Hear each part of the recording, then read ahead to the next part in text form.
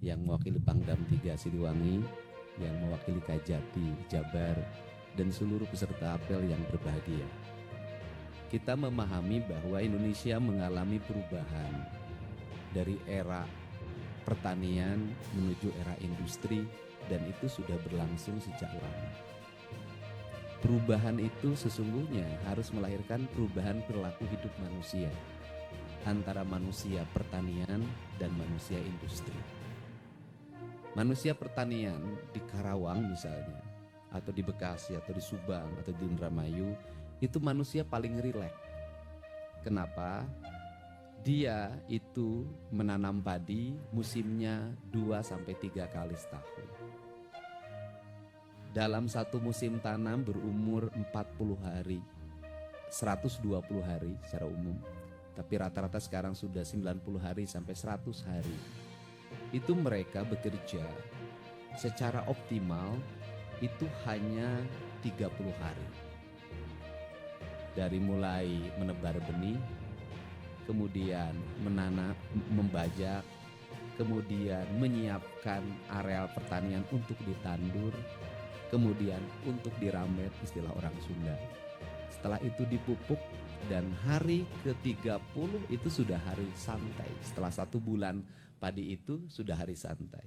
Mereka bisa duduk dengan tenang, dengan nyaman, bari ngagere celi, make daun, make bulu hayam, sambil main gapleh mungkin di rumah. Tenang sekali hidupnya. Dan di balik itu mereka mendapatkan aspek-aspek ekonomi tambahan. Ngambil belut, ngambil tutut, kemudian panen petei, kemudian juga nebang bambu, terus mutarnya, memang hidupnya tenang. Tetapi aspek industri tidak ada yang seperti itu. Orang harus secara rutin bangun pagi, pulang sore, bangun pagi, pulang sore, tambah lembur. Siang dan malam sudah tidak ada dalam siklus, karena ada yang jam shiftnya masuk jam 10 malam, ada yang jam shiftnya masuk jam 3 dini hari. Sebuah siklus yang dimana manusia menjadi bagian dari produksi, manusia bagian dari industri. Setiap hari orang mengalami ketegangan karena dia harus berproduksi, mengejar target, harus jelas quality controlnya. Setelah itu quality control harus jelas pasarnya. Setelah pasar harus dipastikan barang keluar dari perusahaan dalam keadaan baik. Kemudian masuk kontainer, masuk ke pelabuhan, di perjalanan harus melewati badai, harus sampai tepat waktu pada tujuannya, dan harus dipastikan barangnya diterima. Satu kancing saja beda, itu bisa 1 kontainer balik lagi. Itulah kejamnya dunia industri. Karena kejamnya dunia industri harus melahirkan masyarakat yang berpikir produksi. Tidak boleh ada yang nganggur. Karena tidak boleh ada yang nganggur, maka orang harus terlibat dengan proses produksi. Ukurannya adalah profesionalisme dan kepastian. Nah, dalam siklus seperti ini, banyak di antara kita, di lingkungan kita, itu belum masuk dalam siklus itu. Gaya hidupnya masih pola pertanian, kemudian pola agraris, lingkungannya sudah industri. Akhirnya apa yang terjadi adalah tersisih dalam proses produksi, tidak bisa masuk menjadi kelas menengah industri karena pendidikannya tidak terpenuhi, tidak masuk dalam kelas menengah industri karena tidak punya ikatan emosi dengan kalangan manajer di industri itu. Akhirnya mereka tersisih di lingkungannya. Karena tersisih di lingkungannya, gaya hidup sudah berubah. Mereka harus punya mobil, mereka harus punya motor, mereka harus makan dengan baik. Nah, maka kita seringkali di antara kita mengkonsolidir diri untuk menjadi kelas baru. Karena kelas baru, maka yang digunakan adalah logika kekuatan, bukan kekuatan logika. Jadi kalau industri adalah yang digunakan adalah kekuatan logika. Nah, kalau yang kalah dalam industri maka yang digunakan logika kekuatan. Yang satu-satunya cara untuk bagaimana membangun bergain dengan industri adalah dengan membangun logika kekuatan. Nah, orang industri itu saya paham. Dia pengen tenang, pengen nyaman, tidak mau terganggu. Maka dia sangat kompromi terhadap hal yang seperti ini. Daripada riweuh, ya sudah diakomodir. Karena daripada riweuh diakomodir makin lama makin membesar, dan akhirnya menjadi kekuatan yang besar. Ketika kekuatan yang besar, maka dunia industri mendapat tawaran baru. Di tempat saya tanahnya lebih murah, pajaknya lebih rendah, di tempat saya lebih nyaman, jaminannya lebih nyaman. Maka orang industri mulai berpikir lagi kalkulasi ekonomi. Daripada di tempat ini riweuh, sudah pajaknya tinggi, di luar pajak ada pajak-pajak lagi yang itu diatur dalam berbagai aturan yang sebenarnya bertentangan dengan undang-undang, maka orang industri pergi dan lari. Kalau orang industri sudah pergi lari ke tempat lain, maka di daerah tersebut tanahnya sudah tidak subur, jumlah orang sudah sangat banyak, kontrakan tidak ada yang laku, pedagang sudah tidak laku, maka terjadi kebangkrutan lingkungan. Saya tuh ngalamin dari orang-orang kaya di kalangan industri, saya sampai bungkusin beras 5 kiloan tiap hari saya kirimin. Untuk apa? Untuk mereka tidak jangan sampai tidak makan, mereka harus makan. Ini yang terjadi. Ini problem. Nah, kenapa saya menyoroti ini? Ini harus diselesaikan karena dalam jangka panjang ini bisa membangkrutkan premanisme itu. Jangankan bersaing antara Indonesia dengan Vietnam, Indonesia dengan negara-negara lain, dengan Tiongkok misalnya. Kita ini bersaing antara Jawa Barat dengan Jawa Tengah saja sudah menjadi ancaman. Kenapa? Masuk Jawa Tengah, Kendal, tanahnya dibuka oleh Pak Jokowi waktu itu adalah tanah milik negara, perusahaan. Dibuka menjadi kawasan industri, jelas dong sewa tanahnya pasti rendah. Kemudian akses misalnya terhadap Pelabuhan Semarangnya lebih dekat. Kemudian upahnya lebih rendah, masyarakatnya lebih jauh, lebih arif dari sisi lingkungan, dekat larinya. Nah, untuk itu kan tidak boleh Jawa Barat mengalami kesuraman karena mismanagement pengelolaan lingkungan. Maka orang harus disadarkan. Maka saya membuat tahapan itu tidak sembarangan.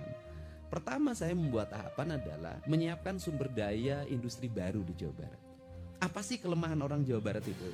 Kelemahan Jawa Barat itu ada ITB, tapi orang Jawa Barat kurang yang di ITB. Jadi orang Jawa Barat tuh di matematika, di fisika, di kimia, di teknik elektro tuh agak rendah. Untuk itu saya mendorong hari ini untuk anak-anak Jawa Barat satu kursus sudah saya siapin tuh. Selama 1 bulan sampai 3 bulan itu kursus untuk jurusan yang dibutuhkan di kawasan industri baru dan kawasan industri lama. Jurusannya otomotif, kemudian elektro dan sejenisnya, fashion. Nah, ini yang pertama. Kemudian yang kedua, saya juga mendorong menyiapkan tenaga kelas baru, yaitu dengan membuat pola pendidikan diploma 4. D4 itu ada, yang itu nanti dimasukin ke sekolah manajer. Mereka dididik bagaimana cara bangun, cara nyiapin sepatu, cara melipat baju, cara pakai dasi, cara jalan, cara bicara, cara membukukan badan, karena calon orang manajer itu disiapin. Nah, targetnya apa? Targetnya adalah dalam waktu, dan satu lagi S1 ya. Kemudian dalam waktu kurun 5 tahun ke depan, maka mereka nanti akan mengisi ruang-ruang industri, bukan hanya di pabrik atau industri di Jawa Barat. Mereka akan ngisi di BUMN, mereka akan mengisi di negara-negara lain yang nanti lahir kelas menengah baru. Sehingga nanti Jawa Barat itu adalah sumber inspirasi bagi tenaga kerja teknik engineering. Nah, kelemahan Indonesia, kelemahan Jawa Barat itu tenaga engineering tidak dibuat perencanaan yang matang. Tiongkok engineeringnya banyak sekali, Amerika banyak sekali, India banyak sekali, Korea banyak sekali. Indonesia ini banyak kan sarjana sosial jurusannya. Dan jurusan sarjana sosial tidak berubah-ubah itu. Fakultas ekonomi dari dulu begitu, fakultas hukum dari dulu begitu, fakultas administrasi negara dari dulu begitu, kan gitulah. Nah, sehingga itu kebanyakan menjadi pelanggannya ASN. Kalau ASN tidak terikat, yang penting sarjana, nanti kenaikan golongan, jabatan, gampang ukurnya. Nah, tapi kalau di tenaga-tenaga teknik seperti ini nggak bisa dengan pola seperti itu. Nah, sehingga ada yang disebut dengan revolusi pendidikan culture Jawa Barat, sehingga perubahan struktur pendidikan dan perubahan perilaku. Nah, sehingga apa sih yang diharapkan? Anak-anak generasi kita baru nanti itu yang ada di lingkungan industri, itu mereka jadi tenaga kelas menengah baru. Kalau sudah jadi tenaga kelas menengah baru, bagaimanapun di dunia industri itu ikatan emosional itu ada. Kalau dia misalnya menjadi manajer personalia orang kampung A, maka sekampung itu akan dibawa. Saya paham itu. Nah, untuk itu harus banyak dilahirkan. Nah, selain itu, apa sih untuk menurunkan angka premanisme di kalangan industri itu adalah membuat bursa kerja. Ini yang saya tadi sudah menghubungi orang untuk segera menyiapkan. Bagaimana menyiapkannya adalah ada pabrik, ada lingkungan desa, ada lingkungan kecamatan. Di lingkungan kecamatan ini calon tenaga kerja barunya harus segera terdata. Kalau ada lowongan ini nggak usah rame-rame teriak kemana-mana, cukup ini nyari di bursa kerja ini kualifikasinya, kemudian diundang, dilakukan wawancara, tes segala macam. Setelah positif banget dia diterima, kemudian suruh menyuruh dibikin persyaratan. Kalau terus-terusan dibuka lowongan kerja melahirkan antrian ribuan, pasti menimbulkan percaloan, pasti menimbulkan berbagai problem dan asumsi bahwa angkatan kerja di Jawa Barat itu sangat tinggi dan tidak tertampung. Nah, pola inilah yang akan dibuat hari ini adalah, yaitu satu, gerakan pemikiran saya adalah mempermudah akses investasi. Ini saya buktikan kemarin, misalnya BYD di Subang. Itu karena Patimban itu masih lama prosesnya, dia butuh jalan. Sehingga jalannya dibuat dalam bentuk akses tol yang sifatnya sementara. Mungkin dulu bisa diproses dalam waktu lama. Kemarin hanya 10 menit itu keluar izin menterinya dan siap dibangun. Nah, ini kan percepatan. Kemudian yang berikutnya hari ini adalah orang masih ribut di pembebasan tanah. Kenapa pembebasan tanah ribut? Karena percaloan. Nggak tanggung-tanggung itu di Subang itu. 1 meter ada yang nawarin 20 juta per meter. Pengusaha mana yang mau? Nah, ini harus dipermudah dengan membangun akses. Aksesnya bagaimana? Nanti si pembebas tanah harus bertemu langsung dengan orang yang membebaskan. Gubernur akan memfasilitasi untuk mengundang masyarakat yang punya tanah dan kemudian pengusaha yang akan membebaskan. Kemudian dua-duanya bertemu, silahkan bernegosiasi, bertransaksi tanpa melibatkan pihak lain. Agar apa? Kalau masyarakat menikmati kenaikan harga tanah dan dilakukan penjualan, maka dia bisa menikmati uang. Tetapi dengan sebuah catatan, masyarakat itu harus bisa memanfaatkan uang itu dengan asalnya sawah, cari tempat sawah yang lebih murah dan lebih luas. Dan saya tahu betul itu. Orang Bekasi dulu ketika ada pembebasan, itu mereka memburu sawah yang di Kerawang.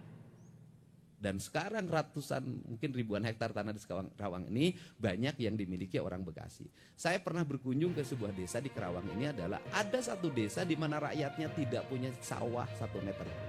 Yang punya sawahnya seluruhnya adalah orang Bekasi ini, Pak. Bapak tahu betul orang Bekasi. Nah, ini fenomena yang harus segera diselesaikan. Sehingga kita, saya ucapkan terima kasih juga pada pimpinan Komisi 1, kita juga harus mengidentifikasi negara ini nanti harus menurunkan lagi. Sampai apa menurunkan negara? Berpikir si orang yang punya pembebasan tanah ini, punya uang ini, harus punya skema ekonomi yang akan dilakukan. Kalau nggak punya skema ekonomi akan dilakukan, lebaran beli baju, beli mobil, bangun rumah kos-kosan awalnya, ujungnya anaknya tidak bisa bekerja, mereka akan lahir lagi menjadi kelas miskin baru. Sehingga dalam perspektif ke depan ada pemikiran kalau ingin ngadopsi Tiongkok adalah tanah itu tidak dibebaskan. Tapi nggak mungkin Indonesia ini. Tetapi tanah itu dihitung sebagai bagian dari investasi. Karena tanah dihitung sebagai bagian investasi, maka pemilik tanah itu menjadi pemilik modal sebuah industri. Karena pemilik modal sebuah industri, maka pemilik tanah itu menikmati turun dan naiknya produksi. Sehingga bisa puluhan tahun dia menjadi, di dalamnya menjadi bagian dari manajemen. Jadi komisaris, jadi CEO kalau memang punya kemampuannya. Ragam sekali sebenarnya. Dan ini bisa melahirkan masyarakat maju, masyarakat menjadi bagian industri. Nah, ini kerangka dasar. Untuk itu saya ucapkan terima kasih. Hari ini kita berkomitmen bersama, tidak boleh ada lagi yang ecek-ecek, remeh-temeh. Tetapi saya katakan, remeh-temeh minta THR ke pabrik, ngajuin proposal ke pabrik. Kalau pabrik itu menjadi tumpahan kemarahan, tidak ngasih, dikejar, tidak ngasih, di demo. Tenaga kerja ditekan, ini ditekan, stres. Tapi pemerintah juga harus arif. Artinya bahwa penduduk setempat, warga setempat harus menjadi bagian prioritas. Bagaimana skemanya? Skemanya adalah keadilan distribusi pembangunan. pabrik melahirkan pajak. Sekarang ini walaupun pabriknya di Karawang, kalau kantor pusatnya di Jakarta, bagi hasil pajak PPh-nya di Jakarta. Saya lagi mengupayakan agar coba seluruh perusahaan-perusahaan yang berdomisili di Jawa Barat itu NPWP-nya Jawa Barat deh. Setelah itu mobil yang beredar di lingkungan pabrik ini, mobil bus segala macam, truk, semuanya Jakarta. Jalannya tidak diinjek, tidak kebagian polusi, tidak kebagian kecelakaan lalu lintas, tapi Jakarta menikmati dana bagi hasil pajak kendaraan bermotor dengan jumlah besar dalam setiap tahun. Kan ini harus segera diluruskan. Nah, apa skemanya? Skemanya adalah Pak Pimpinan Komisi 1, masyarakat sekitar industri nanti setelah ini nanti saya mulai bulan Juni akan merumuskan itu menjadi prioritas dasar pembangunan tahap pertama. Jadi kalau ada pabrik di sini, pastikan sekolahnya berkelas nasional internasional. Kalau ada pabrik di sini, dipastikan tidak ada rumah rakyat miskin. Kalau ada pabrik di sini, dipastikan masyarakat menikmati sumber air bersih dengan baik. Kalau ada sekolah di sini, maka seluruh rakyatnya harus bisa sekolah S1. Kalau ada pabrik di sini, maka lingkungan masyarakatnya dipastikan tidak ada kekurangan gizi, tidak kekurangan protein, dan dipastikan rakyatnya tidak nganggur. Itu skemanya. Dan ini nggak bisa juga kita nekan premanisme, tetapi sisi lain kita tidak bisa memberikan solusi untuk agar tidak lahir premanisme. Karena cara kerja saya adalah cara kerja selalu mencari akar masalah. Misalnya kalau saya tuh ke Pak Kapolda, kenapa di Garut macet? Saya tidak sibuk ketika nanti macet, tapi apa penyebabnya? Supir angkot, ojek, tukang beca, kusir ando. Bagaimana kalau diliburkan? Harus ada duit. Ya kita cari dong duitnya. Kenapa? Ngeluarkan uang 1 miliar untuk membebaskan kemacetan. Jauh lebih murah dibandingkan menimbulkan kemacetan, kemarahan, kebencian, opini. Karena ingat, di era sekarang ini, kalau lancar, opini akan dikatakan mudik menurun. Ekonomi lagi lemah. Kalau macet, pemerintah tuh bisa ngurus mudik-mudik aja. Nggak ada benernya. Untuk itu diperlukan siapa yang harus menjadi influencer kita untuk membangun opini? Rakyat yang berkomentar. Kenapa? Kalau ngandarin buzzer, ngandarin elit dalam membangun opini, elit itu kepentingannya. Kalau kepentingannya terakomodir, maka yang buruk pun dianggap baik. Tapi kalau kepentingannya tidak terakomodir, yang baik pun dianggap buruk. Maka demokrasi yang terbuka, siapa yang harus memberikan opini? Rakyat. Dari mana rakyat memberikan opini hari ini? Mereka sudah punya kanal media sosial, mereka bisa beropini, mereka bisa nagih, mereka bisa bercerita. Kalau rakyat sudah bercerita, elitnya akan berdaya. Ini strategi komunikasi. Nah itu, misalnya hari ini Pak Kapolda, Pak Kajati, saya mikirin puncak macet. Di mana macetnya? Tuh Pasar Cipanas. Berapa jumlah angkotnya? Sekitar 700. Ya udah beresin, liburin. Tambah lagi mana? Bogor. Berapa titik? Kata Pak Kapolda 3 titik. Berapa kurang lebih? Sekitar 800 atau 900. Ya kita beresin, liburkan mereka. Jangan hanya kita yang suka libur. Mereka juga harus libur, bernikmati bersama keluarganya di rumah. Uangnya ada. Mereka akan ngomong, poe ieu mah urang teh pre teu kudu narik. Alhamdulillah setahun boga saminggu, boga 14 poe. Teu narik tapi duit boga. Mereka akan ngomong, benernya pemerintah teh bagus. Itu akan jadi opini yang ikhlas dan itu akan jadi doa. Nah, ini yang akan dibuat kerangka kerja ini, dan sehingga siklusnya nanti kita berjalan, dan pembelajaran yang tahun sekarang itu akan menjadi pembelajaran untuk tahun depan. Sehingga penyusunan anggaran tahun depan harus memperhitungkan apa yang terjadi pada tahun ini, sehingga siklus pemerintah itu makin sempurna perjalanannya. Untuk itu saya ucapkan terima kasih. Semoga kita semua mendapat perlindungan Allah Subhanahu wa taala, dan hari ini juga saya mengucapkan terima kasih pada seluruh jajaran Polda Jabar, Polda Metro Jaya, Kodam 3 Siliwangi, Kodam Jaya, Kejaksaan Tinggi Jawa Barat, dan para kajari semuanya, para Kasipidsus, Kasipidum yang sudah bekerja dengan baik. Tiap malam saya selalu mendapat laporan, karena Pak Kapolda izin saya berakses langsung dengan para Kasat Serse. Laporan tentang iya ditangkap, iya ditangkap, iya ditangkap. Teu pira satu sopir harus bayar ke dia 50.000 satu truk. Tiap bulan dia duduk begini bisa kegaji 40 sampai 50 juta cuman jualan karcis. Tepira, 1 titik, berapa titik. Nah, kalau ini dibersihkan, nanti di Jawa Barat menikmati jalannya mulus, rumah-rumah rakyatnya aralus, listriknya menyala, terang, petugasnya ada dalam setiap sudut, masyarakatnya nyaman. Opini akan terbangun sendiri nanti bahwa Jawa Barat adalah provinsi yang paling ramah investasi. Tapi investasinya adalah investasi yang sesungguhnya yang melahirkan regulasi ekonomi. Karena apa? Kelemahan di Jawa Barat, urang Jawa Barat teh babari kaolo, babari katipu, sehingga di Jawa Barat itu banyak sekali korban investasi bodong. Itu yang terjadi. Untuk itu saya ucapkan terima kasih. Selamat menjalankan Hari Raya Idul Fitri 1 Syawal 1446 Hijriah. Dan saya juga mengucapkan terima kasih pada seluruh petugas, tenaga kesehatan, BPBD, Satuan Polisi Pamong Praja, Polri, TNI, dan seluruhnya yang pada saat orang lain menikmati kebahagiaan bersama keluarga, ngadulag, jalan-jalan belanja, besoknya makan kupat bersama keluarga ngariung setelah sholat id, bapak, ibu semua yang bertugas tidak menikmati itu. Ada panona selalu melihat ke setiap sudut, takut ada kemacetan, takut ada kejahatan, dan itu menurut saya ibadah terbesar yang dilakukan oleh seorang aparat. Untuk itu saya ucapkan terima kasih. Wallahu muwaffiq.